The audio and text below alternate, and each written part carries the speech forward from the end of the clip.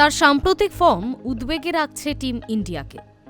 যদিও টি-20 বিশ্বকাপের দল ঘোষণার পর ফর্মে ফেরার প্রতিশ্রুতি দিয়েছেন সূর্যকুমার যাদব, কিন্তু ঠিক কি করতে হবে তার জন্য সেই উপায় বলে দিলেন রিকি পন্টিং। একই সঙ্গে ভারতীয় টি-20 দলের অধিনায়কের অফ ফর্মে কিছুটা অবাক তিনি। ফেব্রুয়ারি মার্চে দেশের মাটিতে টি-20 বিশ্বকাপ, ভারত গতবারের চ্যাম্পিয়ন। এবার খেতাব ধরে রাখার জন্য সূর্যর ব্যাট চলাটা খুবই দরকার জানিয়ে পন্টিং বলছেন, সূর্যর সাম্প্রতিক দুর্দশা থেকে আমি অবাকই হয়েছি। ভারতের হয়ে টি-20তে ও দীর্ঘদিন ধরে ধারাবাহিক পারফর্ম করেছে সে, কিন্তু এখন একটু সমস্যায় পড়েছে। ঠিক কোথায় সমস্যা হচ্ছে? পন্টিংয়ের বক্তব্য, আমি ওর সেরা ফর্মের খেলা দেখেছি। প্রথমে 6 থেকে 8টা বল ও সময় নেয়, তারপর ব্যাট চালানো শুরু করে।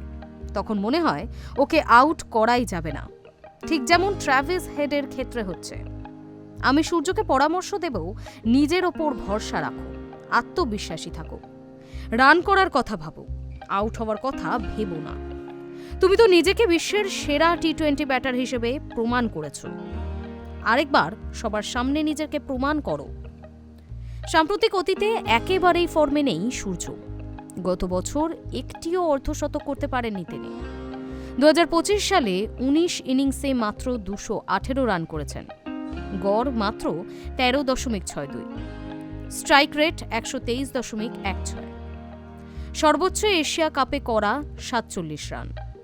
দক্ষিণ আফ্রিকার বিরুদ্ধে সিরিজে 3-1 ব্যবধানে ভারত সিরিজে জিতলেও 4 ইনিংসে সূর্যকুমার করেছেন মাত্র 34 রান, গড় মাত্র 8.50, স্ট্রাইক রেটও তথৈবচ, মাত্র 103.03।